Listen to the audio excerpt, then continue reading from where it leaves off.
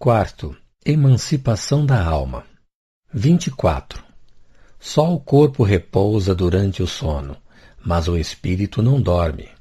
Aproveita do repouso do corpo e dos momentos em que a sua presença não é necessária para agir separadamente e ir onde quer. Goza de sua liberdade e da plenitude de suas faculdades. Durante a vida, o espírito jamais está completamente separado do corpo. Para qualquer distância que se transporte, está sempre ligado a ele por um laço fluídico que serve para chamá-lo, desde que a sua presença seja necessária.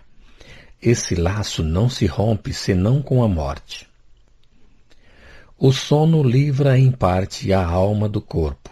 Quando se dorme, está-se momentaneamente no estado em que se encontra de maneira fixa depois da morte.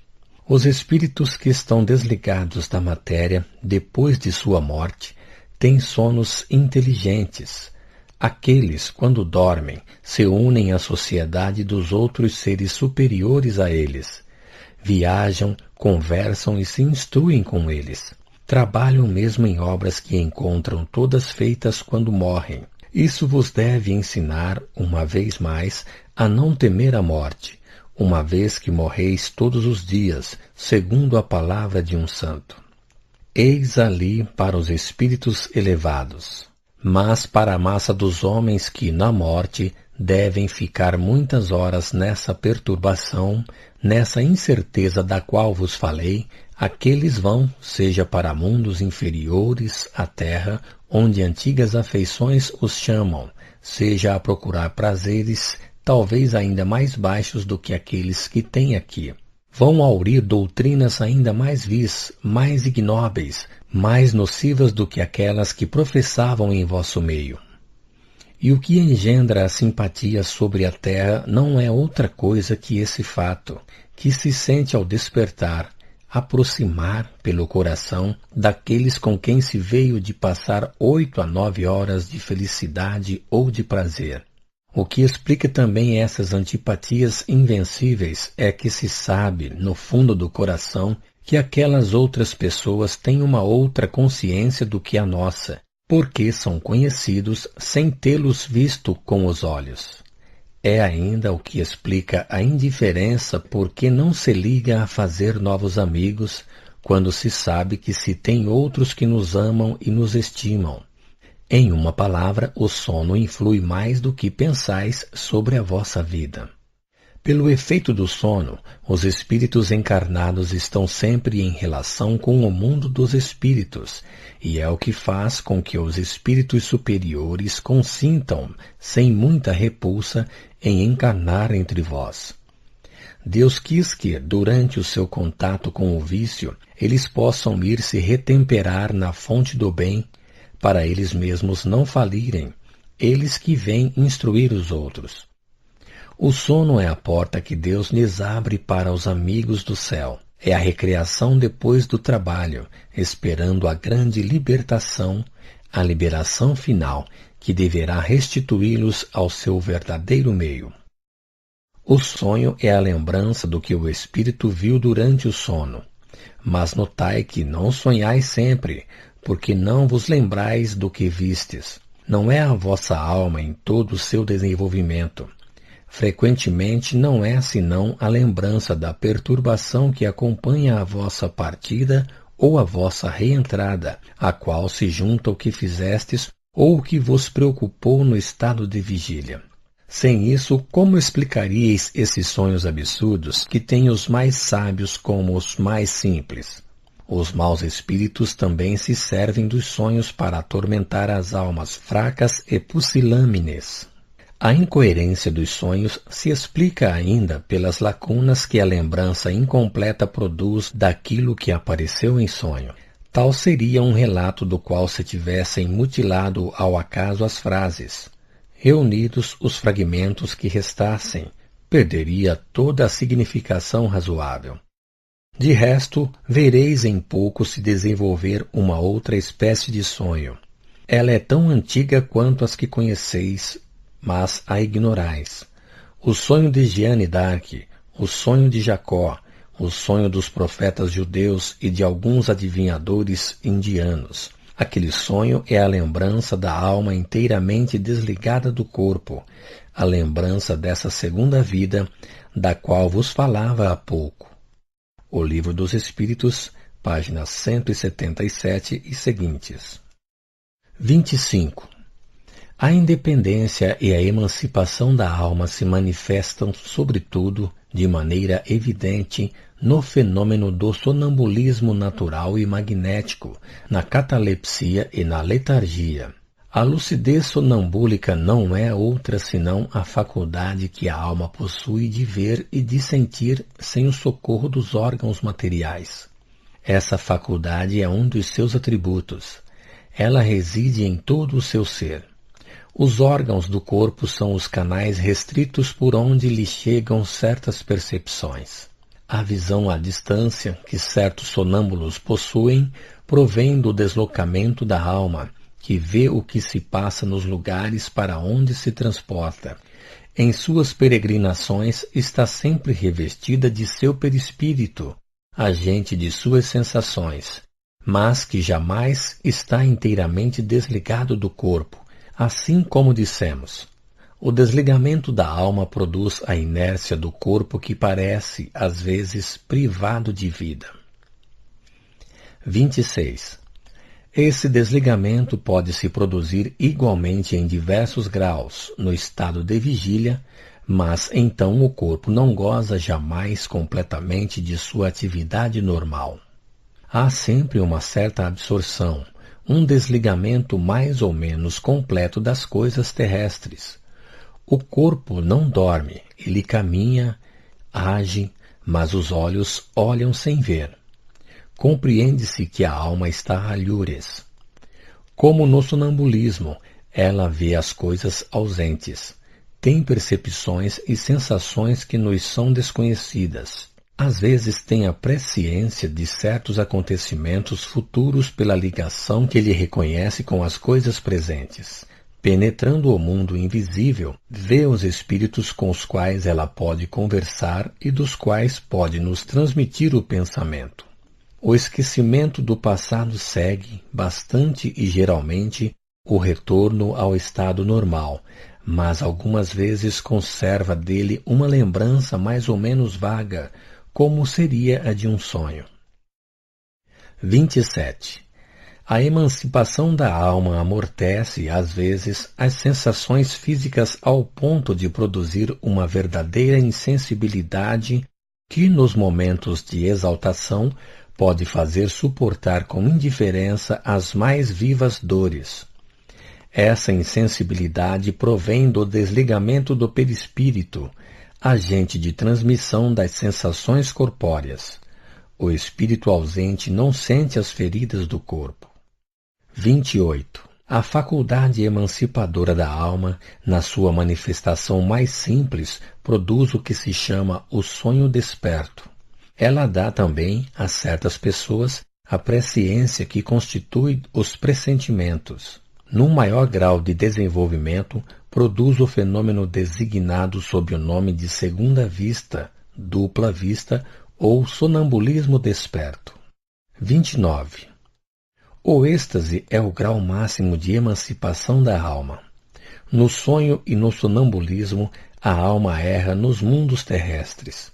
No êxtase, ela penetra num mundo desconhecido, no dos espíritos etéreos com os quais entra em comunicação, sem, todavia, poder ultrapassar certos limites que não poderia transpor sem quebrar totalmente os laços que a prendem ao corpo. Um brilho resplandecente e todo novo a envolve. Harmonias desconhecidas sobre a terra a arrebatam. Um bem-estar indefinível a penetra. Ela goza por antecipação da beatitude celeste e se pode dizer que põe um pé no limiar da eternidade. No êxtase, o aniquilamento do corpo é quase completo. Não há mais, por assim dizer, senão a vida orgânica, e sente-se que a alma a ela não se prende senão por um fio que um esforço mais forte faria romper sem retorno. O Livro dos Espíritos, Número 455. 30. O êxtase, não mais do que os outros graus de emancipação da alma, não está isento de erros. É por isso que as revelações dos estáticos estão longe de ser sempre a expressão da verdade absoluta. A razão disso está na imperfeição do espírito humano. Não é senão quando chegou no cimo da escala que ele pode julgar sadiamente as coisas. Até lá, não lhe é dado de tudo ver nem de tudo compreender. Se depois da morte, então que o desligamento é completo, ele não vê sempre com justeza. Se há os que estão ainda imbuídos dos preconceitos da vida, que não compreendem as coisas do mundo invisível onde estão, com mais forte razão, deve ocorrer o mesmo com o espírito preso ainda à carne. Há algumas vezes entre os estáticos mais exaltação do que verdadeira lucidez, ou melhor dizendo, a sua exaltação prejudica a sua lucidez. É por isso que as suas revelações, frequentemente, são uma mistura de verdades e de erros, de coisas sublimes ou mesmo ridículas. Os espíritos inferiores se aproveitam também dessa exaltação, que é sempre uma causa de fraqueza quando não se sabe dominá-la para dominar o estático, e, para esse efeito, eles revestem aos seus olhos aparências que o mantêm em suas ideias ou preconceitos, de sorte que as suas visões e as suas revelações não são, frequentemente, senão um reflexo de suas crenças. É um escolho ao qual não escapam senão os espíritos de uma ordem elevada, e contra o qual o observador deve se ter em guarda. 31. Há pessoas cujo perispírito é de tal forma identificado com o corpo, que o desligamento da alma não se opera senão com uma extrema dificuldade, mesmo no momento da morte. Geralmente, são as que viveram mais materialmente. São também aquelas cuja morte é a mais penosa, a mais cheia de angústias, e a agonia a mais longa e a mais dolorosa. Mas há outras, ao contrário, cuja alma prende-se ao corpo por laços tão fracos que a separação se faz sem abalos, com a maior facilidade e frequentemente antes da morte do corpo. À aproximação do fim da vida, a alma já entrevê o mundo onde ela vai entrar e aspira ao momento de sua libertação completa. 5. Aparições de pessoas vivas. Bicorporeidade. 32.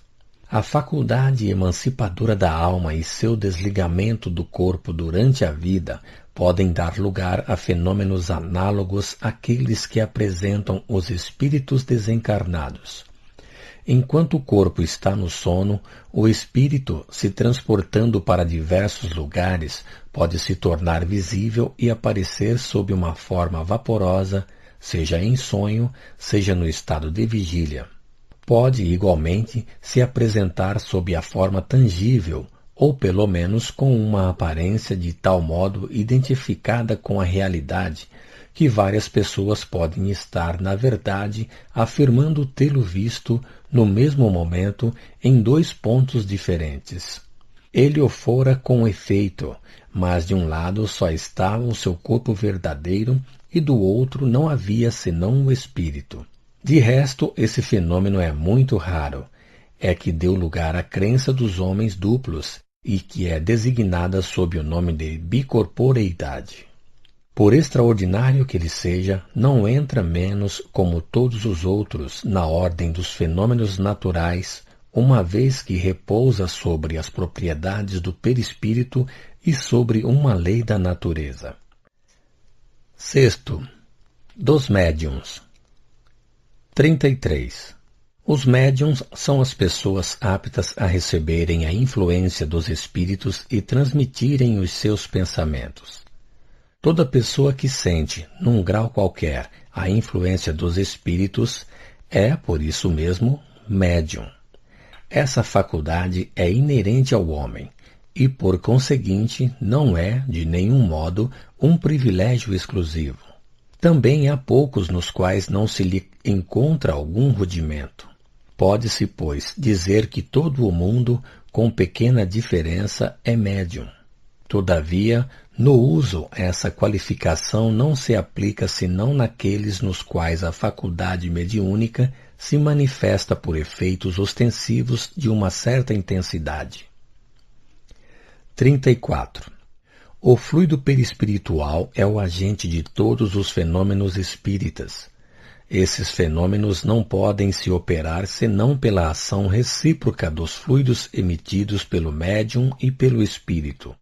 O desenvolvimento da faculdade mediúnica prende-se à natureza mais ou menos expansível do perispírito do médium e à sua assimilação mais ou menos fácil com o dos espíritos. Prende-se, por consequência, ao organismo e pode ser desenvolvida quando o princípio existe, mas não pode ser adquirida quando esse princípio não existe. A predisposição mediúnica é independente do sexo, da idade e do temperamento. Encontram-se médiuns em todas as categorias de indivíduos, desde a mais tenra idade até a mais avançada. 35. As relações entre os espíritos e os médiuns se estabelecem por meio de seu perispírito. A facilidade dessas relações depende do grau de afinidade que existe entre os dois fluidos. Alguns há que se assimilam facilmente e outros que se repelem, de onde se segue que não basta ser médium para se comunicar indistintamente com todos os espíritos. Há médiuns que não podem se comunicar senão com certos espíritos, ou com certas categorias de espíritos, e outros que não o podem senão por uma transmissão de pensamento, sem nenhuma manifestação exterior. 36. Pela assimilação dos fluidos perispirituais, o espírito se identifica, por assim dizer, com a pessoa que quer influenciar.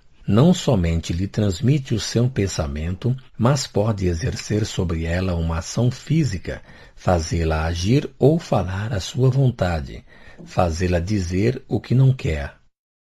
Em uma palavra, servir-se de seus órgãos como se fossem os seus. Pode, enfim, neutralizar a ação de seu próprio espírito e paralisar-lhe o livre-arbítrio. Os bons espíritos se servem dessa influência para o bem, e os maus espíritos para o mal. 37. Os espíritos podem se manifestar de uma infinidade de maneiras diferentes, e não o podem senão com a condição de encontrarem uma pessoa apta a receber e a transmitir tal ou tal gênero de impressão, segundo a sua aptidão. Ora, como não há nenhuma delas possuindo todas as aptidões do mesmo grau, disso resulta que umas obtêm efeitos impossíveis para as outras. Essa diversidade na aptidão produz diferentes variedades de médiuns. 38. A vontade do médium, de nenhum modo, é sempre necessária. O espírito que quer se manifestar procura o indivíduo apto a receber a sua impressão e dele se serve, frequentemente, com o seu desconhecimento. Outras pessoas, ao contrário, tendo a consciência de sua faculdade, podem provocar certas manifestações. Daí duas categorias de médiuns, os médiuns inconscientes e os médiuns facultativos. No primeiro caso, a iniciativa vem do espírito. No segundo, vem do médium. 39. Os médiuns facultativos não se encontram senão entre as pessoas que têm um conhecimento mais ou menos completo dos meios de se comunicar com os espíritos e podem assim ter a vontade de se servirem de suas faculdades. Os médiuns inconscientes, ao contrário, se encontram entre aqueles que não têm nenhuma ideia nem do espiritismo, nem dos espíritos, mesmo entre os mais incrédulos, e que servem de instrumentos sem o saberem e sem o quererem. Todos os gêneros de fenômenos espíritas podem se produzir pela sua influência e foram encontrados em todas as épocas e entre todos os povos. A ignorância e a credulidade lhes atribuíram um poder sobrenatural, e segundo os lugares e os tempos, deles fizeram santos, feiticeiros, loucos ou visionários. O Espiritismo nos mostra neles a simples manifestação espontânea de uma faculdade natural. 40. Entre as diferentes variedades de médiuns, distinguem-se principalmente os médiuns de efeitos físicos, os médiuns sensitivos ou impressionáveis, os médiuns audientes, falantes, videntes, inspirados, sonâmbulos, curadores, escreventes ou psicógrafos, etc. Não descreveremos aqui senão os mais essenciais. Nota: para os detalhes completos, ver o Livro dos Médiuns. 41. Médiuns de efeitos físicos. São mais especialmente aptos a produzirem fenômenos materiais, tais como o movimento de corpos inertes, os ruídos, os deslocamentos, os soerguimentos e a translação de objetos, etc. Esses fenômenos podem ser espontâneos ou provocados. Em todos os casos, requerem o concurso, voluntário ou involuntário, de médiuns dotados de faculdades especiais. Tais efeitos são geralmente oriundos de espíritos de uma ordem inferior. Os espíritos elevados não se ocupam senão das comunicações inteligentes e instrutivas. 42. Médiuns sensitivos ou impressionáveis. Designam-se assim as pessoas suscetíveis de sentirem a presença dos espíritos por uma vaga impressão, uma espécie de toque leve sobre todos os membros, dos quais não podem se dar conta. Esta faculdade pode adquirir uma tal delicadeza que aquele que dela está dotado reconhece, pela impressão que sente, não só a natureza boa ou má do espírito que está ao seu lado, mas mesmo a sua individualidade, como o cego reconhece instintivamente a aproximação de tal ou tal pessoa. Um bom espírito causa sempre uma impressão doce e agradável.